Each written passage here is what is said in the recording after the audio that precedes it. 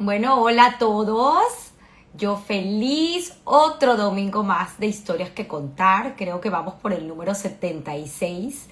Nuevamente agradecida a los que aceptan la invitación porque en realidad es una semana ardua de trabajo donde pues tenemos que indagar en muchas cosas que a veces uno en el día a día pues no está consciente y es maravilloso los resultados. Como siempre digo, este programa es para encontrar valores, principios, ética.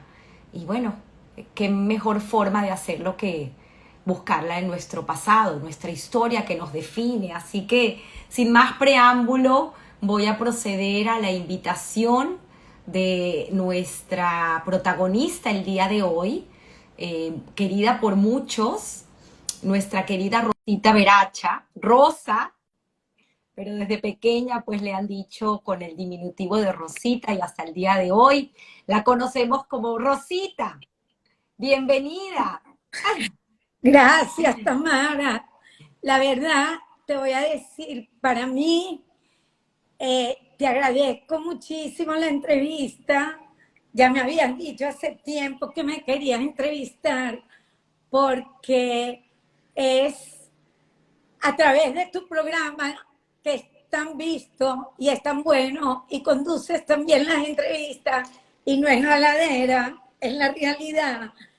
Eh, por medio tuyo poder rendirle un homenaje a mi papá y a mi tío, que son los sobrevivientes de su núcleo familiar, y rendirle honor a la familia de él, que tú muy sutilmente escribiste, fallecieron, pero como le dije yo a Perla Hassan en la dedicatoria del libro, no fallecieron, fueron asesinados. Sé que suena muy mal, muy fuerte, pero las cosas por su nombre, no fallecieron, fueron asesinados en la cámara de gas. Y quiero hacer como un breakcito. Eh, Mira, cuando yo me graduó del colegio, en el anuario dice, Rosita nació 9 meses después que su mamá se tragó un radio. Debe ser que hablaba mucho, no sé. Pero tú sabes que los radios se les va como acabando la pila, les va fallando. Entonces la pila de mi radio está en estos momentos un poquito fallosa. Espero que no me traicione la voz. La pila de tu radio está perfecta, Rosita, porque ha sido maravilloso haber conversado contigo esta semana previa, como siempre lo hago con los invitados de historias que contar. Y tienes tantas historias que compartir. He aprendido tanto de la historia de tu familia, de verdad, de una forma muy humilde lo digo. Y gracias por aceptar el compartir un poquito con nosotros, ¿no? Y con la gente que te escucha. Es fabuloso porque tu padre Saltiel, al quien tuve la oportunidad de conocer, y junto a tu madre Clara, porque pertenecían al Rotary Club de Antímano, cosa que también Como mi tu papá papá, y mi mamá exacto. eran parte de ese Rotary. Pues tuve la oportunidad de conocerlos y la verdad que es grandioso. Y este cumpleaños, si quieres podemos ir atrás, adelante, porque es de verdad una historia maravillosa, pero me comentabas sobre el cumpleaños número 100 que le hicieron a tu padre, a Saltiel, y vi, porque me lo compartiste, una entrevista muy íntima que le hizo Andrés en casa, preguntándole qué significaba cumplir 100 años. Y de una forma tan humilde, pues tu padre con tanta sabiduría, imagínate, un centenario, o sea, es formidable. Además, el mensaje de Rabino Brenner, que también tuviste la gentileza de compartir conmigo, larga vida a Rabino Brenner, de verdad, que también Amén, está sí. próximo a cumplir sus 91. Pero lo que quería comentar era, wow, cuánta humildad, ¿no? En una persona que vivió tantas cosas. Demasiada. demasiado. Tú sabes que una vez yo le digo al rabino, no, el rabino es muy, yo soy muy pana del rabino, no sé si él es tan pana mío, creo que sí. Es más, cuando yo estaba interna en un colegio en Suiza, yo me escribía con el rabino.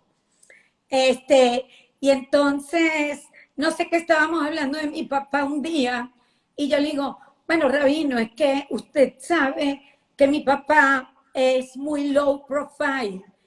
Y entonces el rabino me dijo, no, Rosita, él con sus ironías, porque tiene sus ironías, me dice, no, Rosita, tu papá no es low profile, tu papá es no profile at all.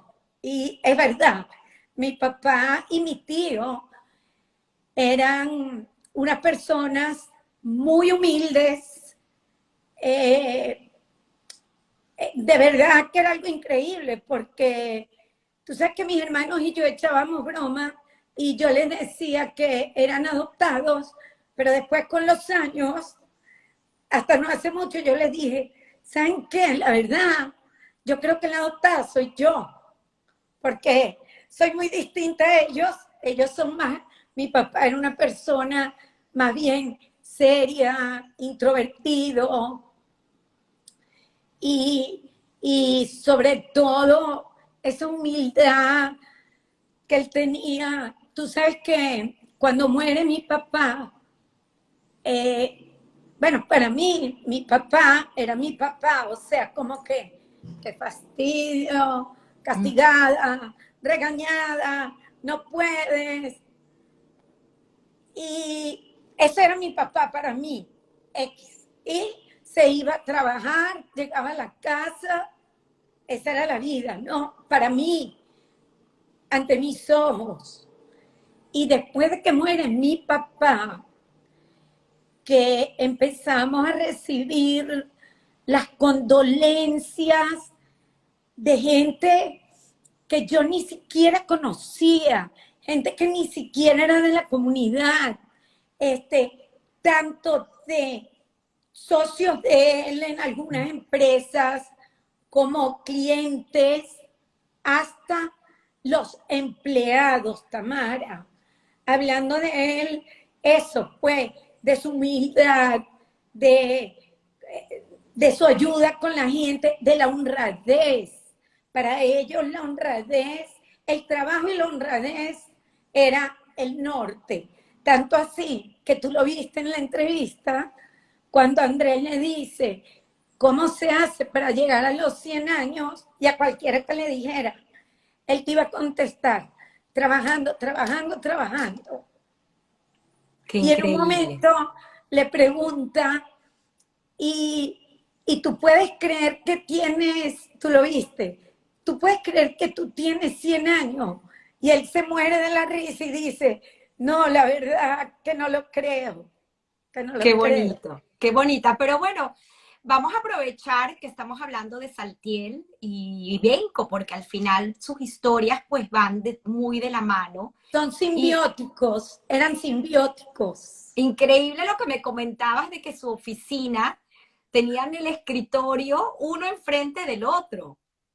Eh, Era una oficina grande, uno frente al otro, los muebles de fórmica, y así, frente a frente. Y todo lo que le decían a mi tío decía, tengo que consultar con Saltiel. Wow. Y ponte que mi papá, que mi tío sí quisiera hacerlo, lo que fuera, si mi papá decía que no, era que no, porque era el hermano mayor.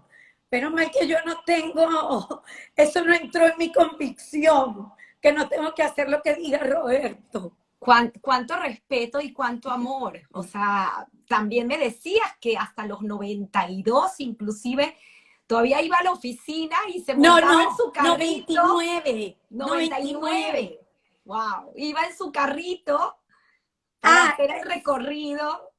Impresionante. la fábrica de Maracay es una fábrica muy grande, muy grande. Yo creo que tiene 40.000, no sé cuántos metros. No quiero meter la pata porque no quiero que Roberto, Freddy me regañen después. Mira, dijiste tantos metros. No quiero. Pero es muy grande. Y mi papá se compró un carrito como el que andan las viejitas, que quizás pronto yo andaré en el supermercado así también. Y con ese carrito supervisaba toda la fábrica. Y me dijeron que iba, o sea, Juan motorizado, corriendo como un loco con el carrito. Qué bonito, Rosita. Pero bueno, para ir un poco al pasado, porque que tenemos una larga historia que contar, espero que podamos hacer el resumen para llegar con esas anécdotas y esas historias a lo mejor que nos puedan dejar y agregar valor, que es lo que siempre digo de este programa.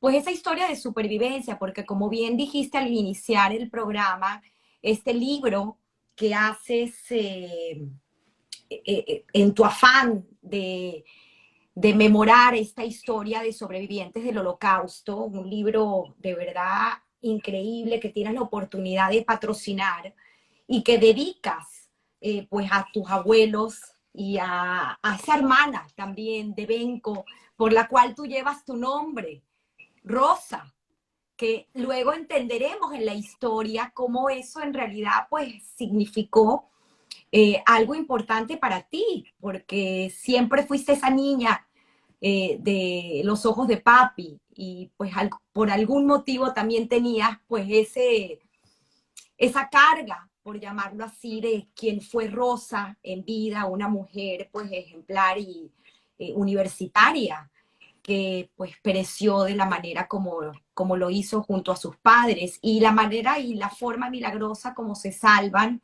Benco y Saltiel y pues cómo llegan a Venezuela para luego entrar ya en la historia de cómo conoce a Clara, por favor. Imagínate un break universitaria, estamos hablando en el año 30 y pico, que casi ninguna mujer era universitaria y ellos eran una familia muy humilde y se ganó una beca para ir a estudiar a París. Y la mamá no la quería dejar sola, iba a ir con ella.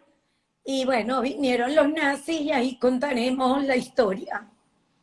Qué increíble. De verdad, el destino a veces juega de una manera opuesta a nuestros deseos, pero al Sí. final cosas de Dios. Cuéntanos, Rosita, Saltiel tenía una novia en ese momento que prácticamente es quien le salva la vida. Prácticamente. Él tenía una novia, él es de Skopje, Yugoslavia. En ese momento, tengo entendido que hubo un momento en que Skopje perteneció a Bulgaria y después los búlgaros se la dieron a los alemanes. Mi papá tenía esa novia, se llamaba Regina, y un día ellos a cierta hora ya tenían toque de queda. Entonces, ese día, un día de marzo de 1943, un martes, mi papá va a visitar a la novia y ve que una tía de la novia como le hace como que se apure. Entonces llega mi papá y le dice, ¿qué pasa? Entonces le dicen, mira, nos dijeron que van a venir a buscar a todos, mañana van a venir a buscar a todos los jóvenes judíos. Entonces ellos habían contratado a un musulmán que tenía una carreta. Tú sabes que esas carretas tenían como una cortina que había gente sentada atrás. Esto es otro break. Entonces mi papá, ellos le dicen, era martes, entonces le dicen, nosotros vamos a huir, vente con nosotros. Y los mismos campesinos van a venir el jueves a buscar a las mujeres, a los ancianos y a los niños. Entonces mi papá se va, dice que como era la guerra, andaban andaban como con 3 camisas, o sea, sobrevestidos, y les dan terrones de azúcar y se van. En el interín, enseguida te sigo la historia, cómo huyen, pero en el interín, ese jueves que iban a venir a buscar a las mujeres y a los niños, etcétera, ya no llegaron porque el miércoles vinieron los alemanes y se llevaron a todos los yugoslavos de Skopje, a todos, no quedó uno. Se los llevaron, los metieron en un lugar que era una fábrica de tabaco que se llamaba Monopol. Bueno, estuvieron ahí hacinados, no sé qué. De ahí se los llevaron en tren y fueron todos asesinados en Treblinka en la cámara de gas. Entonces ya ellos no pudieron huir. Mi papá y estos señores se van con el señor de la carreta y en eso los para un alemán. Y el señor de la carreta les dice, el alemán le pregunta, ¿qué tienes ahí? Entonces el musulmán le dice, nuestras mujeres. Y como eran musulmanes, no abren para ver. Pero resulta que eran ellos. Entonces cuando se va a la carreta, el musulmán, el carretero, les dice, mira, mejor que se bajen porque es peligroso. Entonces ellos empezaron a huir por una montaña. Dice mi papá que fue muy difícil, que hacía demasiado frío, nieve, pero vieron cómo el alemán se llevó preso al carretero.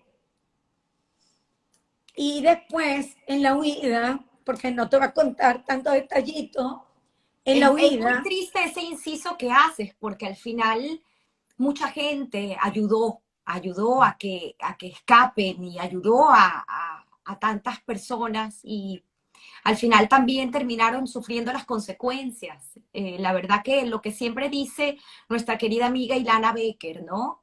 El hablar de un mundo de coexistencia, porque mucha gente sufrió la guerra.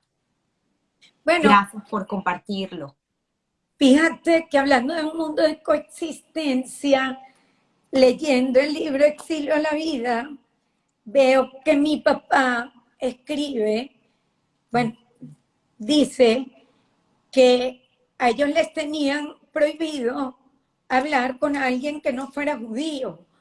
Y mi papá en ese momento se sintió muy mal, sintió que le coartaban la libertad, el tener relación con otra gente, pues ya la discriminación, digamos. Total que cuando están huyendo, un compañero de colegio reconoce a mi papá y los delata. Entonces, como decía mi papá, los llevan a la gendarmería. Y estuvieron, no sé si un mes o cuánto, presos. Y en eso meten ahí en ese calabozo un hombre que estaba muy mal herido, y él les dice, si los vienen a buscar temprano en la mañana, es porque se los van a llevar al campo de concentración. Con mi papá estaba preso uno de los señores que el tío de Regina, que en paz descanse.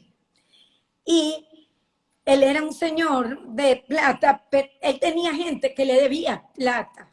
La suerte es que esa gendarmería eran italianos, los gendarmes, no eran alemanes. Entonces ya por ahí era algo mejor. Entonces este señor le dice, mira, yo tengo una gente que me debe plata, ve a cobrarse, eran napoleones de oro, lo que debía la plata en aquel momento. Entonces, ve a cobrarla y se la quedan ustedes. Y así es como se salvan en ese momento también, primero porque eran italianos, o no, primero por la plata, porque por la plata baila el mono, y después porque eran italianos, y así es como se salvan de que no se los lleven. Y a todas estas, ¿cómo se reúne con Benco? Porque con Bencos al final que salen en este barco, que también nos puedes contar esa historia. Yo sé que es largo, pero es tan interesante para luego entender, que siempre lo digo, eh, lo que hizo luego en Venezuela y pues obviamente esta forma de inculcar valores y principios. Sí, él, yo creo que él quería ir a Tirana. Tirana es la capital de Pristina. Pero vamos a la historia del barco, que es muy interesante. Mi papá le dice a mi tío, se reencuentran porque yo me imagino que ahí todo era de voz en voz, porque él se entera, creo que a los pocos días, Tamara, él se entera que asesinaron a toda su familia en Treblinka, toda su familia que estaba en Skopje, porque su tío, el hermano de su mamá, que era el papá de Moshe Cohen y los otros hermanos, vivía con la abuela de mi papá, que se llamaba Sol. Ellos vivían en Pristina. Que tuvimos a la Mora Julia contando su historia. Exacto. Y yo me imagino que ya con los años en Venezuela, porque yo traté de hablar ayer con ella para que me explicara. Yo sé que Moshe buscó sobrevivientes y encontró a mi papá. Con mi tío se encontraron. Mi tío estaba, creo que en casa de un tío, no sé si en Tirán, no sé exactamente, creo que en Tirana. Y mi papá le dice a mi tío, mira, hay un barco que va a salir hoy. El tripulante era un barco entre, eso lo había organizado un alemán con un albanés. Entonces mi papá le dice a mi tío que hay un barco que va a salir. Y mi tío le dice que él no va porque él no confía en un barco tripulado por un alemán. Entonces mi tío se va a casa de un tío, pero mi papá decide que sí va a ir. Cuando ya el barco, creo que sale, se estropea el motor. Entonces el albanés va a arreglar el motor. Nadie, lo que estaban en la bodega del barco, escondidos. Nadie quería que saliera del barco, pero el albanés se lo lleva con él y mi papá le dice que lo lleve a casa de este tío para convencer a mi tío que se vaya. Mi tío no estaba y bueno, cuando ya mi papá ve la hora y ve que va a venir el albanés y mi tío no está, mi papá se empieza a desamarrar como el zapato y el tío le dice, hoy me Saltiel, tú viniste a salvar a Benco y te vas a quedar acá. Y mi papá pensó, bueno, si me... Él de verdad era una persona bastante siempre positiva, optimista. No es que estaba optimista de que lo iban a matar, pero dijo, si me van a matar, por lo menos estoy con mi hermano. Wow. O sea, estamos juntos. En eso llegó mi tío y se fueron. Se fueron al barco. El barco salió, el barco, una lancha pesquera. Se vuelve a estropear el motor. Y era una lancha que estaba siendo buscada tanto por los ingleses como por los alemanes, porque les había llegado que en esa lancha había un espía. Esa lancha supuestamente tenía que ir a Valona, que es una ciudad en Grecia, porque iba a ir a buscar aceite. Pero ¿qué pasó? Pasó que cuando se estropea el motor por segunda vez, unos alemanes se montan en la lancha, más que todo buscando al espía. Claro. Entonces, cuenta mi papá que de repente ellos abajo ven como un rayito de luz, pero oyen un ruido fortísimo. Entonces, uno de la tripulación hizo que se desmayaba, todo el mundo se abocó a él y después se fueron donde estaba el capitán a tomar. Tomaron tanto que los nazis se bajaron y el capitán se confundió y en vez de irse a Valona, se fue a Italia y llegó a una ciudad, a una isla que se llama Monopoli, creo que queda cerca de... No, después se fueron a otra parte que quedaba cerca de Capri. Pero total que llegan a esa isla Monopoli por error, por suerte, y los tienen encerrados ahí en un campo porque, bueno, tuvieron suerte porque los ingleses y los italianos trataron de bombardear, pero no les llegó suerte, como dice él. Entonces, en esa isla los tuvieron en un campo porque insistían que ahí había un espía y hasta que no lo encontraran no los iban a dejar ir. Efectivamente había un espía y resulta que el espía era el soldado, el sobrino del albanés de la lancha pesquera. Wow. Y así es que se salvan, así es que se salvan. Qué, Así es qué que se historia. salvan en ese momento porque no habían nazis ahí. Y los italianos, yo creo que en ese entonces Italia no estaba ocupada por los nazis. Estaba Mussolini, por supuesto, que era íntimo de Hitler. Y hay una historia también de Mussolini muy interesante, que un amigo me preguntó un día, ya voy a contar la historia, ay, pero ¿tú crees que eso es verdad, lo que dice tu papá? Yo le digo, claro, ¿tú qué crees? Que mi papá metía cuentos. Lástima que no habían celulares, porque en el año ya 45, en la plaza, no me acuerdo el nombre, en Milano, justo llegando mi papá, están guindando en esa plaza, Plaza Loreto, creo, están guindando por los pies a Mussolini, a la Petacchi, que era su amante, y a otros soldados que ya los habían ahorcado. Y mi papá los vio guindados por los pies en esa plaza. O sea, historia de verdad, verdad. Lo dijiste correctamente, aquí lo están confirmando, es la Plaza Loreto, el Duomo, Ajá.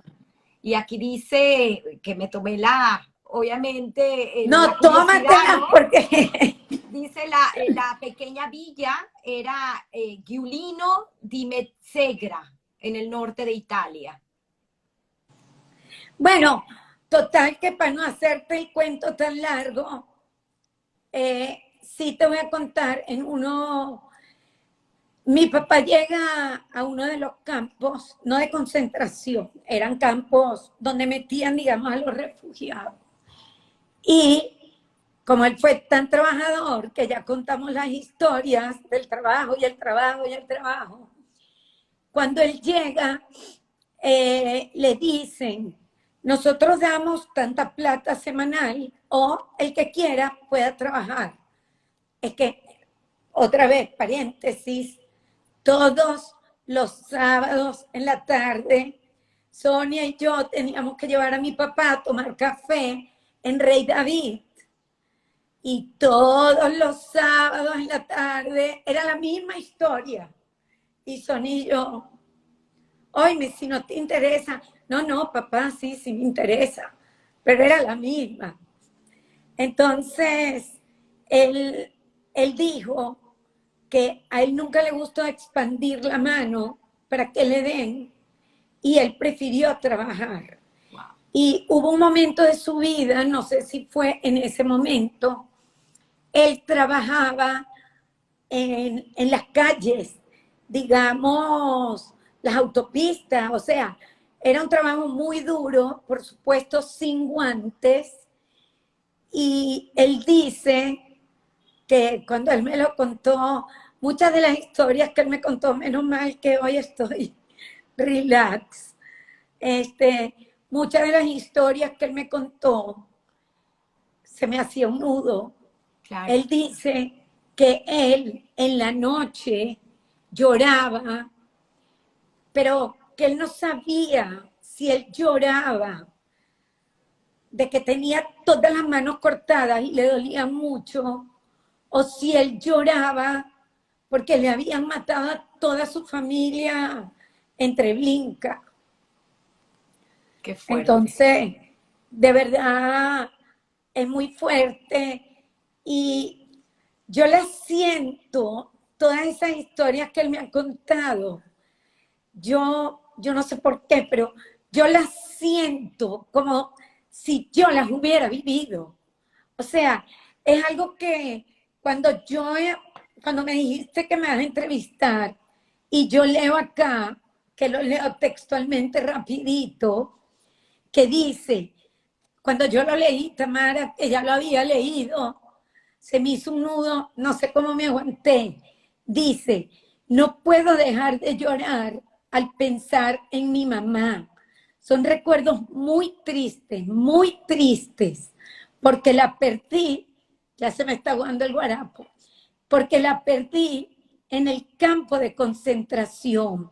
Pero aquí viene la parte esa de él positiva que dice, pero también son recuerdos muy alegres los que me permiten poder contar algo sobre ella, porque era una mujer, según él, muy dedicada a sus hijos, les cantaba, caritativa.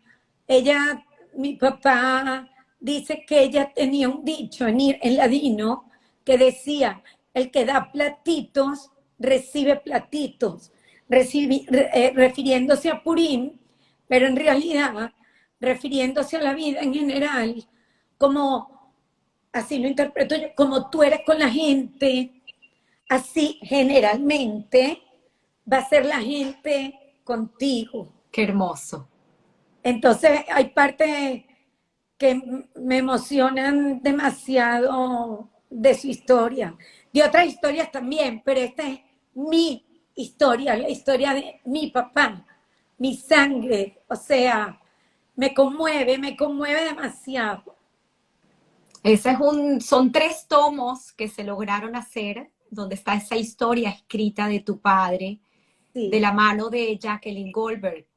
Y exacto. quería comprar el libro, ojalá que todavía se puedan conseguir. Yo te lo voy a conseguir, yo te Y lo voy a conseguir. si alguien está escuchando y pueden hacer una reedición, creo que sería maravilloso, porque son historias que en realidad no se pueden olvidar. Hay mucha gente que me ha dicho y se ha acercado a mí a decirme que por qué se cuentan tantas historias del Holocausto, que es mucha tristeza. Pero como tú lo dices, es una combinación de recordar para no olvidar, pero al mismo tiempo son esas personas que lograron sobrevivir porque no vivieron con rencor. Exacto.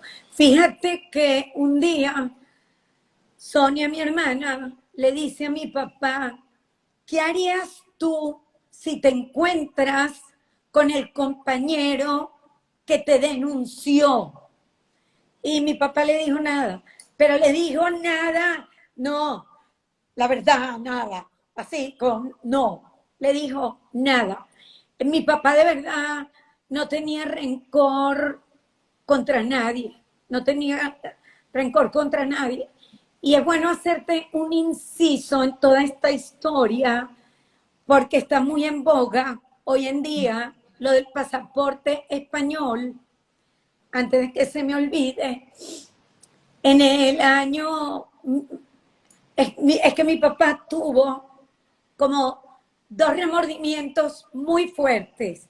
Uno me lo contó hace muchísimos años y el otro creo que le vino a la memoria cuando empezó lo del pasaporte español.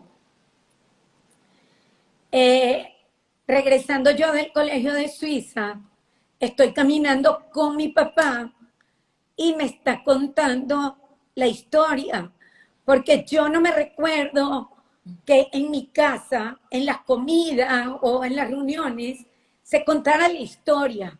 La historia era, se los llevaron, los mataron entre Treblinka, pero no al detalle.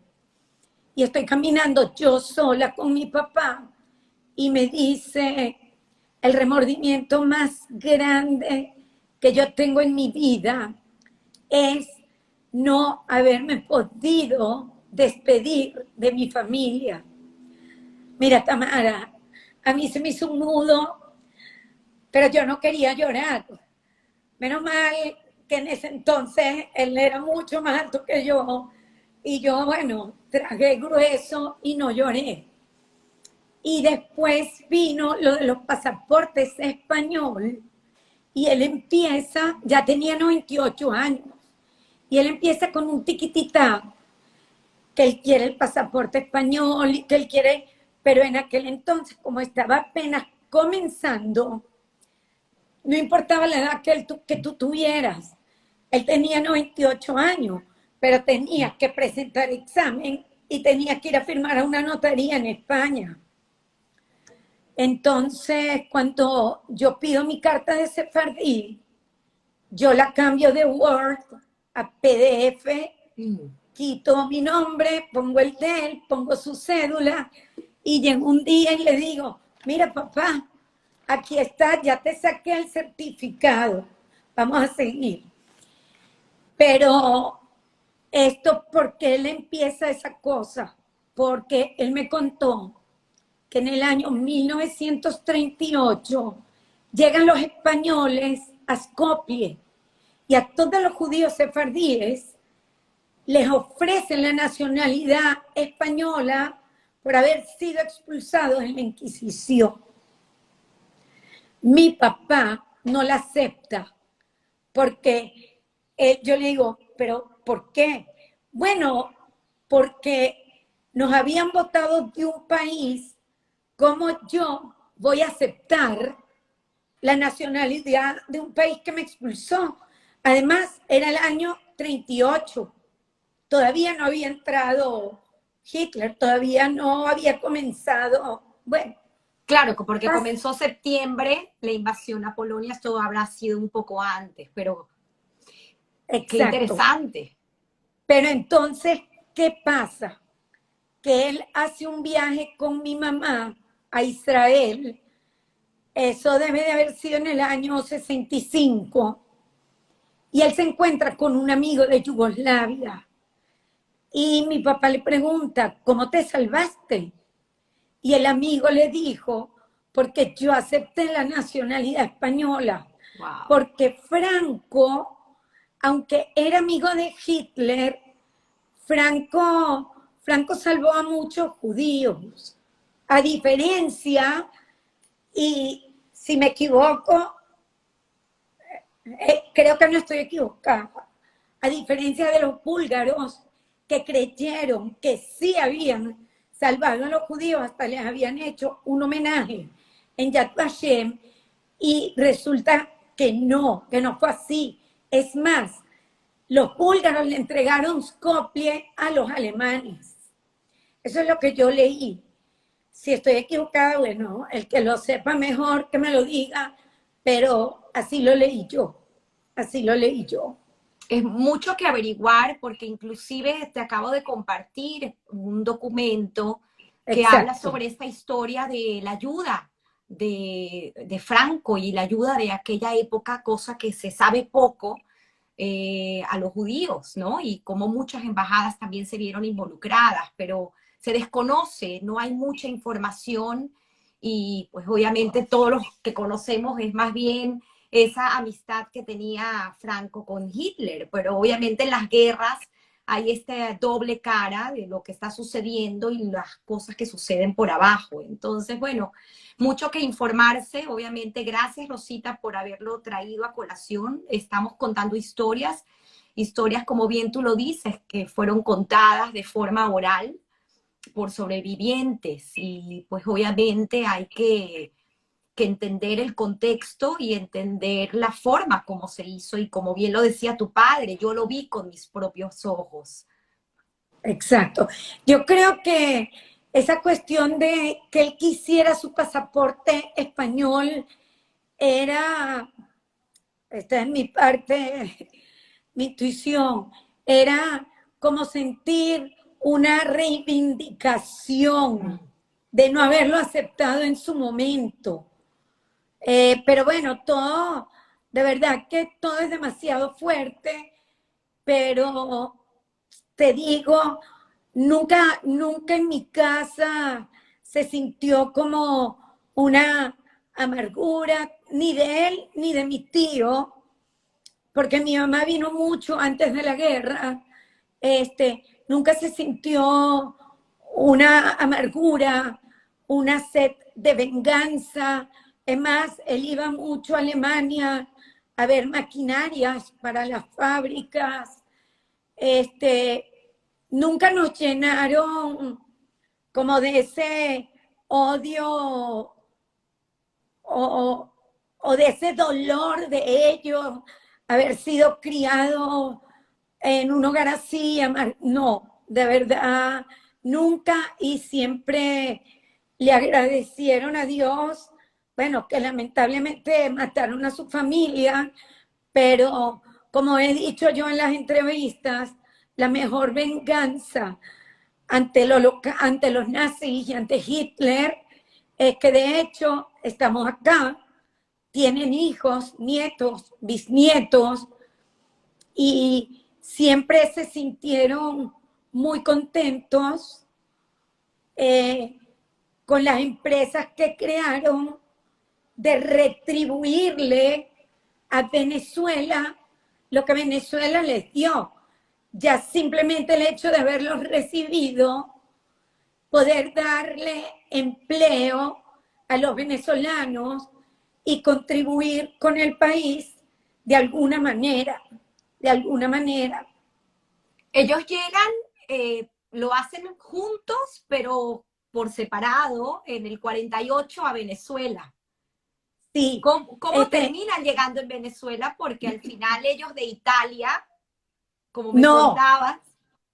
sí, pero ellos, después de Italia, mi papá y mi tía, ellos hacían negocios con oro y con monedas. Ellos iban de ciudad en ciudad y cambiaban oro con monedas. Creo que eso estaba prohibido.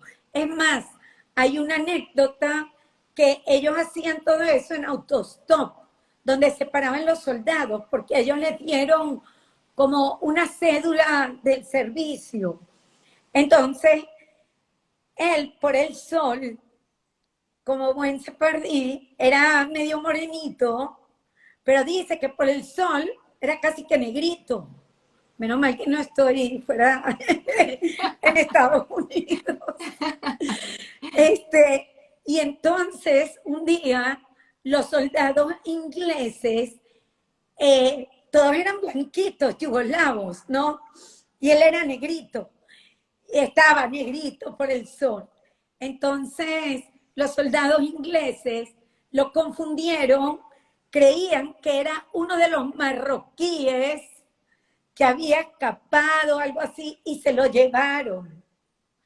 Cuando mi papá les dice que él está yendo al consulado de Yugoslavia a buscar los papeles y muestra la cédula, lo dejan ir.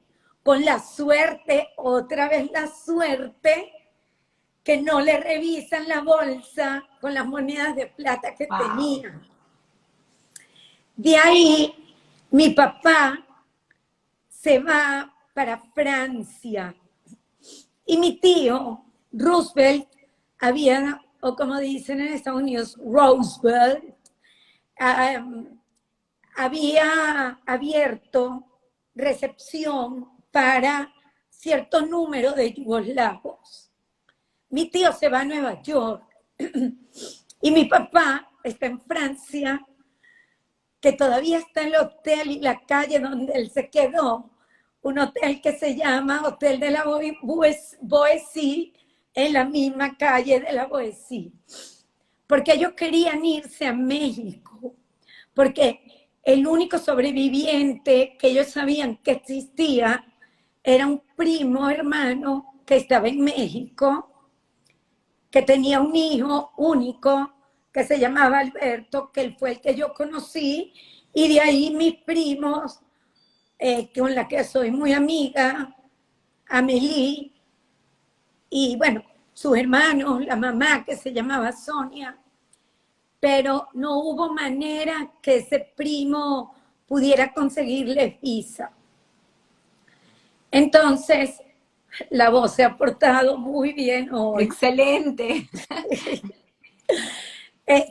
Entonces, mi tío, en Nueva York, a mi tío le dicen, mira, yo oí hablar que hay un país muy bueno, con muchas oportunidades, que se llama Venezuela. Vámonos a Venezuela. Total, que en el 48 llegan los dos, mi tío de Nueva York y mi papá de París. Mi papá, como nunca le gustó perder tiempo, hizo sus cursitos de francés en París. No es que lo hablaba como el embajador Nadal, pero lo hablaba. Y en Italia hizo un cursito de español, aunque él hablaba ladino. Total, que se vienen a Venezuela y se encuentran acá. Viven en una pensión en San Agustín, que era de la señora Gorecki, la mamá de Silvia Corda, que en paz descanse. Esta parte ya me la contó mi tío una vez, porque les encantaba contar, les encantaba. Entonces, mi papá llega, cuando él llega a La Guaira, de Italia, a ellos les iba en Italia, pero súper bien, súper bien. Lo llamaban casi que los principitos. Lástima que justo yo saqué una foto para enseñarla y no sé dónde la puse. Pero la voy a ir buscando. Entonces resulta que el tipo de inmigración le dice a mi papá, no la voy a buscar, el tipo de inmigración le dice a mi papá, tienes 48 horas para irte, no te voy a dar papeles. Y mi papá se angustió todo, no sabía qué hacer. Ya su visa no era válida, ya sus papeles de Francia no eran válidos. Total, que un día, en un propuesto, se encuentra con el funcionario y dice mi papá, no voy a decir la palabra porque él no la dijo, pero la voy a decir bonita, lo fastidió tanto, tanto, que el tipo le dijo, bueno, ven mañana, trae estampillas, trae no sé qué, y ya en un año tuvo la nacionalidad venezolana. Wow, lo que es la tenacidad y la perseverancia. Pero tú sabes que cuando él llega a La Guaira, como te dije, a ellos en Italia les iba tan bien y vivían en Milano, en Roma, después Francia, pero no es que vivían como los reyes, pero trabajaban duro, pero vivían bien y llega La Guaira, imagínate lo que era el puerto de La Guaira en el 48. Mi papá dijo, ¿dónde llegué? O sea, eso era un pueblo. Bueno, viven en esta pensión, en una habitación con derecho a cocina. Y vendían, era buhonero, schlepper, vamos a decirlo más bonito. Iba de pueblo en pueblo. Él me dice que hubo un señor, Mizrahi, creo que se llamaba, es tío de Bela, de Esther, de Reina, de ella. Bueno, él lo ayudó mucho en el sentido que le dijo como a qué ciudades debería de ir, que eran buenas para vender. Después se asocian acá con unos paisanos haciendo cajitas. Se quedaban hasta la noche haciendo cajitas. Pero no fue bien esa unión. Entonces la disuelven. Mi papá dice, Perdón, Rubén Mizrahi nos está recordando aquí. ¿Era Rubén? puede, es que eran dos hermanos, eran dos. No sé si era Dice, Rubén o el otro. Bueno, no importa. Entonces, disuelven esa sociedad y estos le venden las máquinas. Mi papá dice las máquinas, dice máquinas obsoletas, pero mi tío, que era más directo, dice que eran utensilios. Y nada, eso no funcionó. Y bueno, después comenzaron a hacer las cajas, este, le salía muy caro porque para tú hacer cartón y eso necesitas demasiada agua, maquinaria buena. Bueno, y poco a poco fueron evolucionando en el negocio. Eh, Tienen una fábrica en Maracay que de esa fábrica mi papá iba todos los martes y los jueves. Y Freddy, mi primo, Freddy Beracha, que se ocupa de esa fábrica, también iba con él martes y jueves. Y llegaba así. No, no, es que yo soy el que está con tu papá, porque mi papá era así. Bueno, era tan así que yo estuve un año, Vicky, mi prima, estuvo más, trabajando con él en la oficina, esa en el historia centro, me encanta. en el centro financiero latino. A mí me pusieron a hacer caja. O sea, yo ni sabía lo que era caja. Era como que compra, venta. Como yo adoraba tanto los números que siempre me raspaban, imagínate.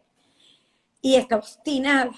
Y Vicky y yo, una de las tardes que agarramos nuestra cartera a las 5, nosotras era viendo el reloj, a ver a qué hora nos íbamos.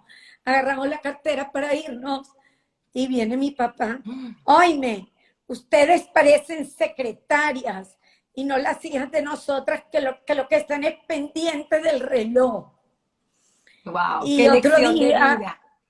lección de vida. Y otro día que yo estaba hablando por teléfono y veo que viene con una amiga y veo que viene mi papá, digo, si es para los niños no va a decir nada. No, mire, Freddy decía que mi papá lo pasaba con el carro como un bólido yendo a Maracay, dice Freddy. Entonces yo estoy hablando con una amiga y en lo que viene mi papá, mire Adi, entonces corta la cebolla. Mira, Rosita, las instrucciones de tu casa, tú las Wow. vas a dar antes de salir. O sea, era así. Por eso es que yo, tú sabes, era mi papá, pero después que fallece y cuando ya estaba viejito, se volvió más bien súper tierno. Es más, un día voy a la casa con Esther Levy, que fue mi alumnita y es mi amiga, y yo no veo que él me abraza y le dice a Esther, ella es mi hija. O sea, así como con un orgullo que nunca se lo vi y dije, wow, wow, wow. Qué O sea, bonito, qué bonito. Cuántas historias, Rosita, de verdad que es sí. maravilloso. Por aquí decía Trudy que qué bonito homenaje hacerle a tu papá de esta forma, ¿no? Recordándolo de esta forma y gracias por compartirlo con toda la No, gracias audiencia, a ti porque, otra vez. porque de Gracias a verdad que ti. aprendemos, son lecciones de vida, cuántas historias.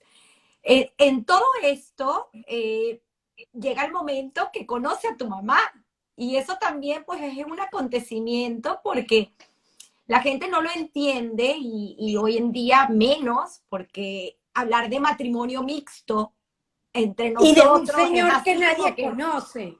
no entendemos, pero aquello fue un matrimonio mixto entre Clara y Saltiel. Y un terc, bueno, en mi casa no decían terc, pero mi suegra sí decía mitad terc, con un turco. Este, mi papá, mi papá, parece que cuando mi papá llega a Caracas, Gualaguayra, mi mamá estaba esperando a una amiga y ahí se conocen. Y después un amigo hace una cena de Rosh Hashanah o Yom Kippur y se conocen. Mi papá dice, y ahí comenzó el romance. Pero la parte que me cuenta mi mamá, que me contaba, era que sí, comenzó el romance, fueron novios, pero mi papá no se quería casar. Entonces mi mamá, que era una mujer de avant-garde, eh, terminó la relación, porque ya ella tenía como 20, 28, 27, como 26 años. En aquel entonces, 26 años, ya prácticamente. Entonces no iba a perder el tiempo. Y después se vuelven a encontrar, la invita al cine y efectivamente se casan en el año 53. Para entender un No, poco 52. 52. para entender un poco a esta madre, a Clara, yo la recuerdo como una mujer guapísima, con aquellos ojos azules que iluminaban cuando entraba a Transparentes. cualquier lugar, una mujer de verdad, como tú lo dices, de avant-garde. Y entender un poco también esta historia, ¿no? De esta familia que llega de Novatzele a Venezuela, a Maracay. A Maracay. ¿Tú sabes qué dicen? Que esto es historia. Aquí dicen los que nací, que Novecheles era un pueblito así, mínimo, pero que todos los judíos, ¿de dónde eres? De Novecheles, o sea, llega a Maracay y se cría en Maracay.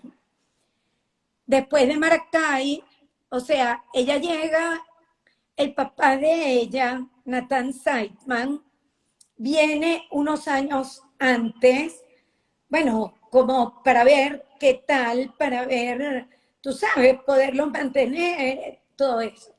Entonces, después se trae, él tenía 2 hijos de un anterior matrimonio, pero de ellos de verdad no sé mucho. Sé que sí, durante un tiempo a mi abuela le tocó como lidiar, criar, pero esa parte no la sé muy bien. Abuela Victoria. Mi abuela Victoria, exacto, que era la consentidora. Siempre tenía, aunque no tenía las posibilidades, pero siempre tenía el medio en el bolsillo para comprarme la caja de chicle que mi mamá no me quería comprar. Qué bonito. Entonces llega mi abuela, después él manda a buscar a mi abuela Victoria con mi tío Max y mi mamá. Iban a Maracay, sé que después de mi mamá no contó tanto así su historia, con todo y que era una señora habladora, no sé si tanto como yo, pero Mm. que como yo no. Pero bueno, pero era más habladora que mi papá. Este, y ellos vivían en Los Caobos, en la Quinta Fortuna. Y mi tío Max se casa y tiene dos hijos. Nathan, y ya no vivía en la Quinta Fortuna, Nathan y Nancy, pero después cuando se divorcia, mi tío se queda con los hijos y se va a vivir a la Quinta Fortuna en Los Caobos. Y después de que ya mi abuela, la pobre viejita, porque esas sí eran las abuelas, no eran las abuelas nosotras. Después de que ella cría a sus hijos, le toca criar a Nancy y a Natán. Nancy tenía como 3 o 4 años y Natán debería de tener 7 años, más o menos. Y con escasos recursos, con escasos recursos. Pero bueno, logra sacarlos para adelante. De hecho, hace de Nancy una balbuste, una ama de casa, lo que mi mamá no logró ni conmigo ni con Sonia. Ojalá yo no hubiera sido tan rebelde y me hubiera aplicado más, porque Nancy hasta habla más o menos bastante yiddish, pero no eso, sino que cocina toda la comida yiddish que a mí me encanta, de creples, mareni, que todo. Y es tan buena prima, o me quiere tanto, que si yo le digo, ay Nancy, hazme creples, tengo flojera. Bueno, yo te voy a hacer. Y me hace creples, digamos. Eh, y bueno, después mi abuela, Jonathan, se casa con Betty Feldman, Shamis, que en paz descanse, que llegó a ser una de mis mejores amigas. Hasta el día de hoy me duele su muerte. Y Nancy se casa con Joe Braca. Entonces mi abuela se queda viviendo sola. Y ya con los años que ya yo me había casado, sobraba un cuarto en la casa y mi papá le dice a mi mamá, mira, tú no puedes tenerla, a mi mamá le daba pena pedirle para traerla a la casa, pero mi papá le dice, mira, no podemos dejar a esa viejita viviendo sola, y entonces se va a vivir a casa de mi mamá. Y de verdad que, ¿sabes qué? Que los abuelos son muy importantes en la vida de los nietos. Y lástima por los nietos que no tienen abuelos porque no tienen. Y lástima también por los nietos por los que los abuelos no se ocupan. Y lástima por los abuelos que no se ocupan, que no saben lo que te llena eso. Es así. Acabo de ver ayer comercial, pero no podía dejar de mencionarlo. 100 días con Tata. De verdad que Ah, lo recomiendo porque es una relación de nieto, abuelo fabuloso. Y creo que es lo que tú estás diciendo. Es una experiencia. Quienes tenemos la oportunidad de vivirlo y de sí, darlo, como tú lo dices, de hecho, yo me inigualable. igual, de hecho yo tengo una de mis nietas, tiene 14 años y me fui de viaje con ella. ¿Dónde quiere ir? Yo dije, ya 14 años no es 8, ¿qué voy a hacer? Le digo, ¿dónde quieres ir? Palm Beach, no sé qué. No, quiero ir a un crucero. Ok, me fui con ella al crucero, llegó a Miami y un día, Omi, ¿quieres almorzar conmigo hoy? O sea, es como, qué chévere, pues, Haces qué un chévere. bounding, sí, total. Sí. Eh, Clara, para ir otra vez atrás, no importa que vayamos atrás, adelante, No, porque no, Clara me vamos está para atrás contando y para historias. adelante. Que la Clara gente se finalmente concentre. re- eh, llega a Caracas porque quiere Exacto. estudiar bioanálisis. Ella estudia su bachillerato y después ella quería estudiar bioanálisis, pero mi abuela no tenía la plata. Iba donde un primo de mi abuelo, que sí tenía plata, y le pide prestado para que mi mamá pueda estudiar. Y él le dijo que no. Entonces, tengo que hacerte este aparte. Mi abuela, como no tenían las posibilidades, mi abuela era una gran costurera que aquí recuperé de la fábrica de Maracay de mi papá esta máquina de coser. Wow, Que era donde mi abuela cosía, y aquí están hasta los botoncitos de ella. wow, qué belleza. Sí, entonces ella cosía para la gente de afuera para poderle pagar a mi mamá clases de piano y clases de inglés. Cuando mi mamá falleció, a mí la mamá de Gerda Mayer, que era muy amiga de ella, que de hecho, ella se vino a estudiar acá, pero ella sí pudo estudiar, porque tenía plata. Y cuando se vino, mi mamá le dice, no eran amigas, así todavía se habían conocido. Mi mamá le dice, mira, en mi casa sobran 2 cuartos. Tú necesitas un cuarto y nosotros nos vamos a ayudar mutuamente. Yo te alquilo el cuarto y tú te vienes a vivir con nosotros. Y se hicieron muy amigas. Y cuando mi mamá fallece, la mamá de Gerda me dijo, Rosita, tu mamá, en ese entonces casi nadie hablaba inglés. Estamos hablando en el año 40 y pico. Y menos una persona que nunca salió, que nunca prácticamente estudió. Y me dijo, tu mamá era de las pocas que hablaba inglés, porque mi abuela cosía y con esa plata ella le pagaba clases de inglés y de piano. Entonces mi mamá estudió para secretaria y trabajó muchos años en la General Electric y con eso se compró su primer carro en el año 40 y pico, una mujer, creo que era un Studebaker, y imagínate lo que sería Venezuela en aquel entonces, que invitó a mi abuela a ir a Nueva York. Wow, qué bonito, qué bonitas historias. En definitiva, siempre lo digo, recordar este pasado que nos define, porque vamos ahorita a entrar en tu historia. Yo de verdad agradezco a la gente que está aquí conectada. Yo sé que llevamos más de una hora.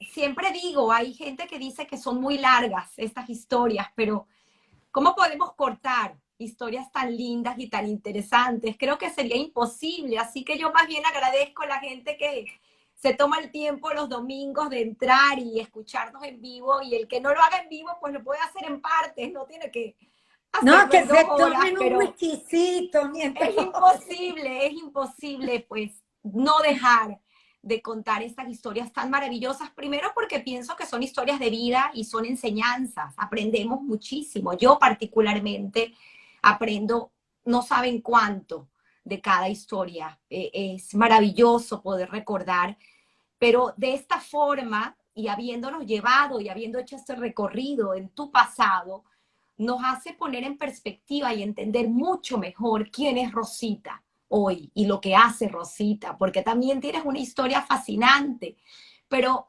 hacerla separado y escuchar solo tu historia sin escuchar esta historia que te llena de tanta emoción, de la forma como la cuentas, pues es imposible no recordar. Aquí me preguntan dónde escuchar el principio. Bueno, cuando terminemos la entrevista, esta se colgará en el canal de YouTube y podrán, los que no pudieron ver el principio, pues obviamente se los recomiendo y no perdérselos para entonces entender lo que hace Rosita hoy.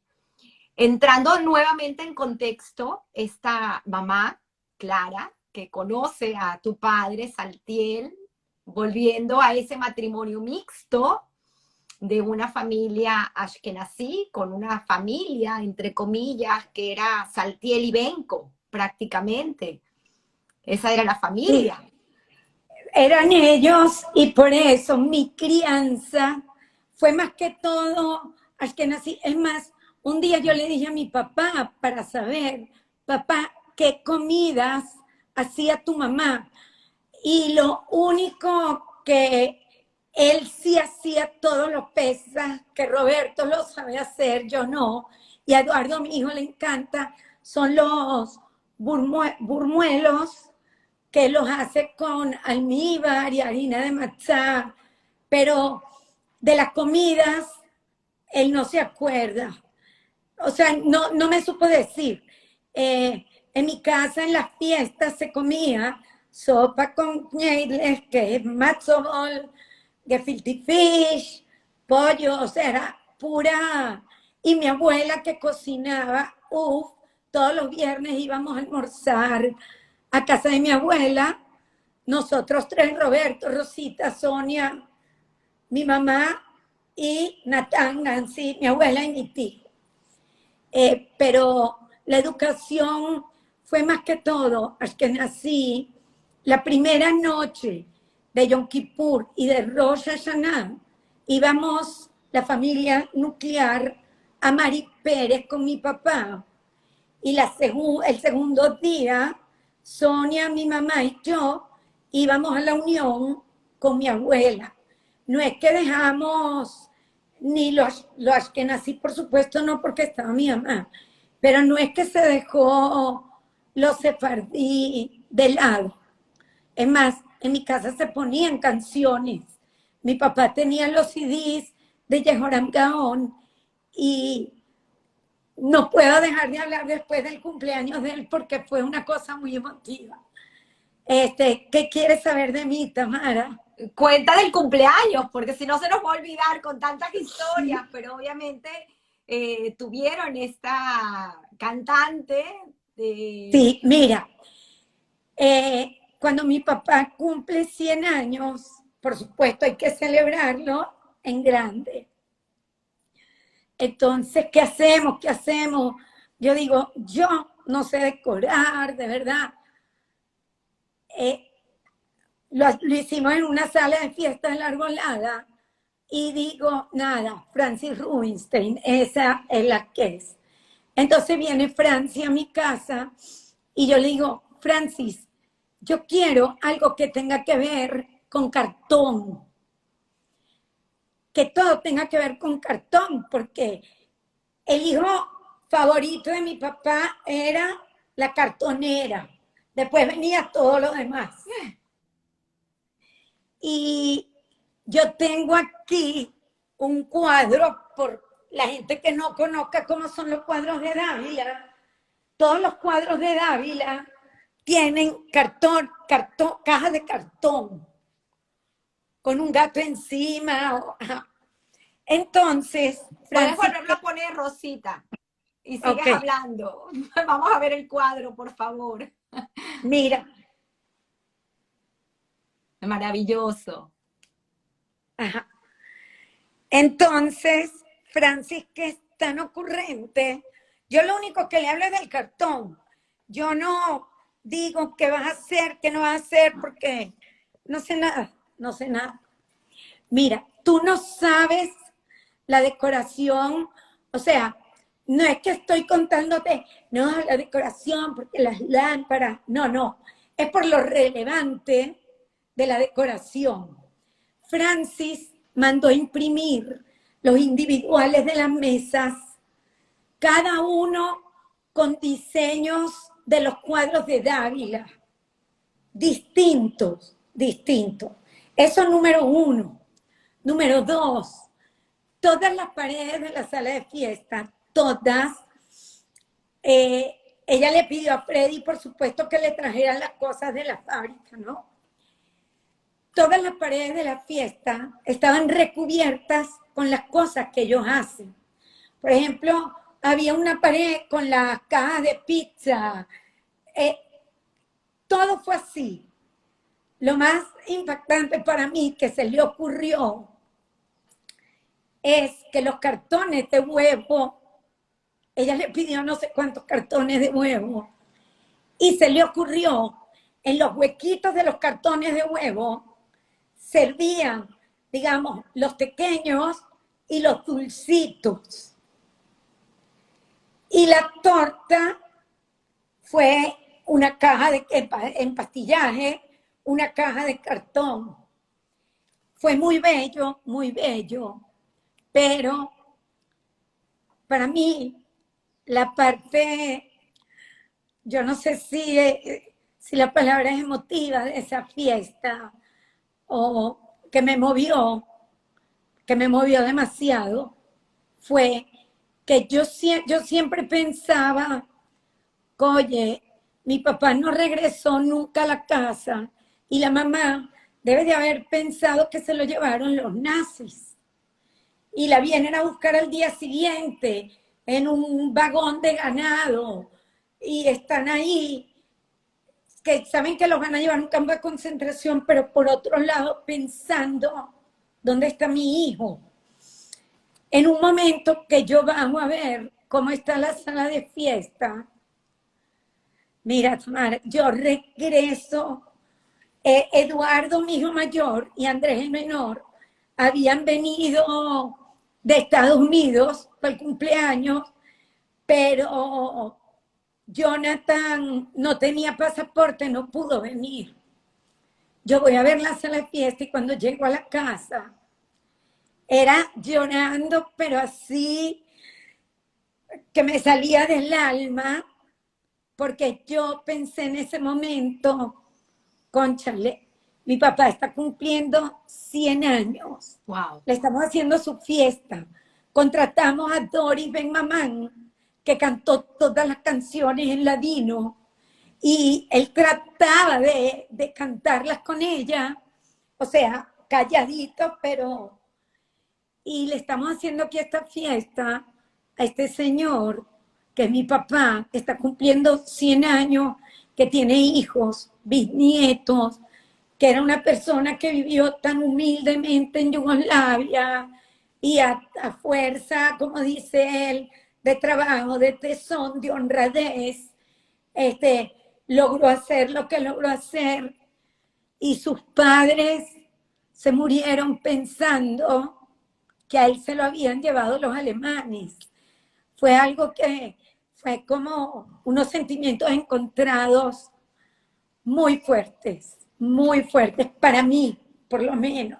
Seguramente el Después, cielo se abrió ese día y por un huequito su bueno, querida madre ojalá. pudo ver lo feliz Pero, que era. pero bueno, fue una alegría, había, vino la gente, de verdad, la gente de él, la gente querida, fue muy bonito, muy bonito. Y todos los años, todos le cantábamos su cumpleaños y si estábamos en Miami, Roberto, Son y yo nos regresábamos, aunque él ya no supiera que era su cumpleaños, porque él cantaba como que si fuera el cumpleaños del otro ya al final. Pero nunca dejamos de cantarle un cumpleaños hasta los casi 103.5 años que murió. Qué belleza, qué belleza.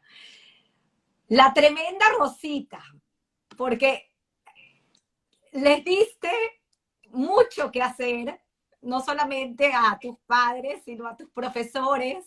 Sin Por ahí vi embargo, que se, por ahí vi que se conectó Chuchu. Ese debe de decir bien hecho, que la frieguen. sin embargo, sé que todo tiene un porqué, porque al final esa Rosita rebelde, que quiso siempre ser libre, creo que es una manera Siempre. de buscar esa libertad que a veces no la encontramos porque nos encerramos y vivimos en un mundo de rejas. O nos Eh, encierran. o nos encierran, pero creo que más nos encerramos, porque al final uno sabe que tiene la llave y puede abrir y salir, pero hay que hacerlo con responsabilidad. Exacto. Así que para entender un poco esa infancia tuya y finalmente esa decisión de por qué estudiar tu carrera, porque al final eh, voy a ir adelante y atrás, pero esto es una reflexión mía después de haber escuchado tu historia que quiero compartir con la audiencia para que entiendan la importancia de escuchar y aprender de la historia de Rosita. Hay veces factores externos que nos truncan nuestros sueños y a ti en ese momento pues te sucedió Sí. porque tú querías ser y quisiste siempre estudiar derecho y lo hiciste muchos años después. Mira, De hecho, aquí tenemos un compañero tuyo conectado que ¿quién? puede dar fe de eso, que es Jonathan Jumpier, nuestro querido y Ah, adorado Jonathan, que estudió contigo en ese mi ya adorado, mi íntimo amigo del alma, mi avanzado hermano. tu carrera de derecho. Pero antes de todo esto, para entender en tu vida cómo todo, esa sincronicidad del destino y cómo todo lo que uno hace añade valor. Y al final, pues hoy en día haces lo que tú quieras hacer y todo sirvió para ello. Y tienes unas anécdotas también interesantísimas. Entonces, bueno, Rosita, esa Rosita tremenda que llevó materia de reparación en primero, en segundo, en En primero, en tercero, segundo, en en tercero, en cuarto, cuarto. en quinto no, porque te graduaste. Mira, yo, es verdad, tú sabes que nosotros vivíamos en el Sorocaima, en la avenida Panteón, y abajo quedaba la librería Julieta. Pero no, tú sabes que yo de chiquitica, primaria, vamos a empezar, primaria, yo veía, Roberto estaba en primer grado, yo soy 14 meses menor que él, y yo veía cómo mi mamá se ponía con las tareas de él y brava, porque mi mamá era un poco brava, mi papá también, pero eran bravos distintos. Mi mamá gritaba, ahí está mi voz, y mi papá era el temblor, pues. Y yo decía, lo que es primer grado, lo que es total, que primer grado lo eximí con 20. Cuando después me di cuenta que la cosa no es así tan fregada, me fui como aflojando, aflojando. Llego a bachillerato y te estaba diciendo que yo vivía en el Sorocaima y abajo estaba la librería Julieta. A mí no me dejaban ni siquiera bajar sola a la librería, pero de algún modo lo lograba y tenía real y medio que costaban los suplementos, lo había ahorrado y me compraba un suplemento que me encantaban, Susi, Secretos del Corazón, Archie. Archie, qué sé yo. Y entonces lo compraba y La Tierra y sus recursos, que era un libro así de gordo, yo metía el suplemento y me sentaba en la sala y mi mamá, ¿estás estudiando? Y yo, sí, claro, no sé qué. Bueno, y así fueron pasando los años con tremenduras. En cuarto año me querían expulsar, pero yo tenía que en paz descanse a la profesora Lepori, que abogó por mí. Entonces se condolieron y me inscribieron condicionalmente en cuarto año. Pero yo sí dije, yo en quinto me gradúo con mis compañeros porque sí o porque sí. O sea, yo no rapo en quinto. Entonces, el último examen era de matemática. Si Sonstein está oyendo, que se quede tranquilo, no era con él, era, era con Chuchu, que sí lo vi, y confrontado, que en paz descanse. Y los que se acuerdan del Morel y Luces de San Bernardino, en la planta baja había una conserjería con un teléfono. Ring, ring. Por favor, Rosita Veracha, que suba. Y yo subo. Entonces Chuchu y Frontado me dicen, mira, tú estás raspada. Te vamos a hacer un examen oral a ver cómo sales. Y de verdad que matemática no era mi fuerte. Yo dije, nada. Entonces me ponen en la pizarra y me preguntan a mí, ¿tú qué crees? Y yo por dentro diciéndoles todas las groserías que sabía. Bueno, lo que usted crea, usted es el profesor, usted decide. No sé. En eso se ríen y me dicen, tú pasaste, pero de alguna manera teníamos que vengarnos. Y bueno, se había pasado, me gradué con mis compañeros y no sé cómo yo dije el discurso de graduación. Tú me preguntaste, pero ¿por qué tú? ¿Cómo? Y de verdad, no me acuerdo, no me acuerdo. Bueno, alguno de tus compañeros que esté aquí seguramente se acordarán de ese No, momento. en cuarto año, Roberto Ernst le dijo a mis compañeros que me hicieran la ley del hielo, que no me hablara nadie, porque que yo interrumpía mucho las clases. Y como él era sabiondo y se ponía así para que nadie se copie, él lo sabe que yo lo digo, por eso lo digo acá. Entonces me hicieron la ley del hielo y yo, nadie me habla. No existía la palabra bullying, pero bueno, son anécdotas, Qué pasó. increíble, qué increíble. Te fuiste un año a Suiza. Tu padre El quería mejor año de mi hacer vida. de ti la señorita educada y lloraste y escribiste una carta para decir que por favor, una carta, hay que Una entender en carta fuerte. contexto que la carta tenía que llegar. Mira, bueno, como tu papá era rotario con el mío, tú conoces al señor Rosanes, que en paz descanse. Yo creo que también ahí tuvo que ver algo, como la hermana de mi papá estaba becada en París, y de verdad que tanto mi papá como mi mamá en esas cuestiones, en otras no, en otras eran bien enchapados a la Ya antigua. va, perdón que te interrumpa, pero aquí me exige Talma que te diga que todos, menos Milton, te hicieron la ley del hielo. Tan bello, es que Milton era mi novio de kinder, pero Talma me lo quitó, me lo quitó.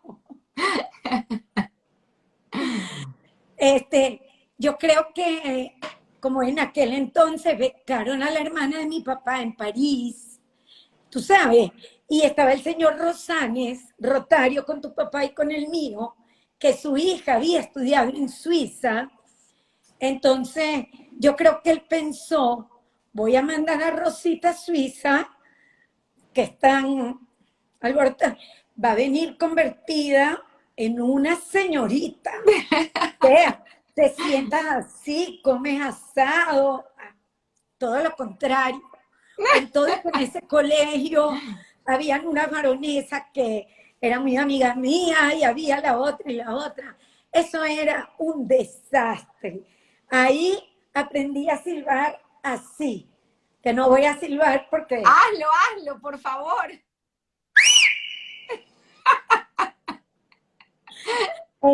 eso me lo enseñó un israelí, que ella sí la botaron del colegio de Suiza. Pero cero modales, cero, ahí sí es verdad que cero modales. Nunca me dijeron, este tenedor aquí, no, no, no. Eso fue en mi casa. No se habla con la boca llena, no se pone el codo en la mesa, no, tú.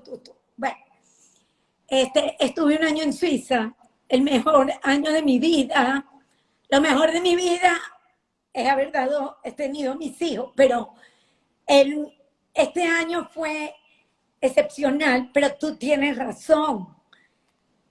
Ellos me preguntaron si quería ir, no me mandaron obligada, porque a Sonia, mi hermana, le preguntaron y ella no quiso ir y no fue. Cuando mi mamá me deja, es la primera vez que yo me separo de mi casa, yo lloré como una Magdalena. Estoy parada en la puerta del cuarto y pasan tres muchachas hablando español con acento venezolano. Y yo les digo, ay, son de Venezuela. Sí. y veo que se van caminando y se burlan de mí. Dicen, ay, son de Venezuela. Y yo, bullying otra vez, pero yo no sabía lo que era bullying. Nada, lloré y no, yo me quería ir a mi casa.